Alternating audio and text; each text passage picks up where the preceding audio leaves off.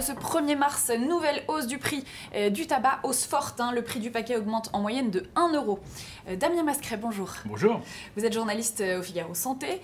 Alors Damien, cette hausse du prix, 8 € pour les Marlboro, 7,80 pour les Lucky Strike par exemple, c'est une nouvelle étape vers le paquet à 10 € qui est voulu par le gouvernement.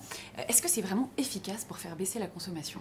Alors non seulement c'est efficace, mais c'est même la seule mesure réellement efficace, celle qui a prouvé par le passé qu'elle permettait à des fumeurs de décrocher. Entre 2002 et 2004, Jacques Chirac avait voulu une augmentation nette.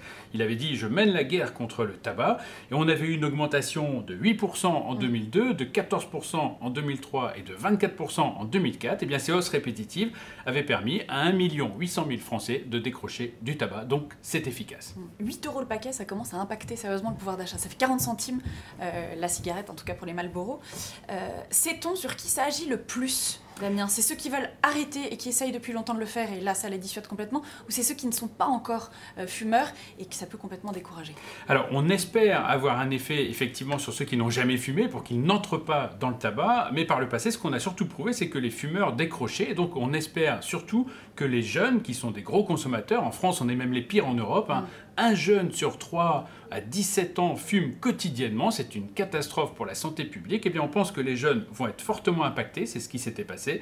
Et puis également les chômeurs, les ouvriers, les artisans qui sont des gros consommateurs et qui eux aussi sont très impactés dès qu'il y a une hausse du tabac. Donc on espère que sur cette cible précise, très touchée par le tabagisme, eh bien on aura un effet encore plus marqué. On est à pas loin de 80 000 morts chaque année dues au tabac, donc c'est évidemment une catastrophe en santé publique. Et puis il y a aussi des bronchopneumopathies chroniques, des gens qui ont ce qu'on appelait avant la bronchite chronique, qui sont très touchés. Donc il y a un impact sociétal énorme, qui est estimé d'ailleurs à plus de 20 milliards d'euros. Donc on voit que ça dépasse même les recettes que pourrait d'un autre côté avoir Bercy, les recettes du tabac.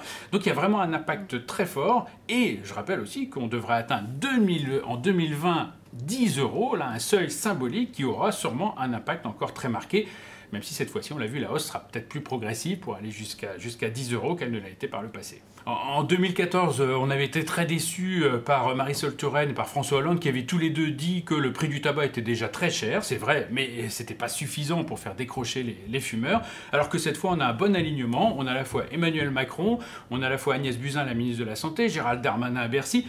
Tout le monde est d'accord pour dire qu'il faut atteindre ce seuil de 10 €. Donc là, on peut espérer avoir un effet enfin réel, un engagement fort de santé publique et surtout un impact en réduction de mortalité, en réduction du nombre de fumeurs. Et de manière durable. Merci beaucoup Damien Mascret pour toutes ces précisions. Vous retrouvez évidemment dans les bonnes colonnes du Figaro Santé et sur lefigaro.fr. Merci Avec Damien. plaisir.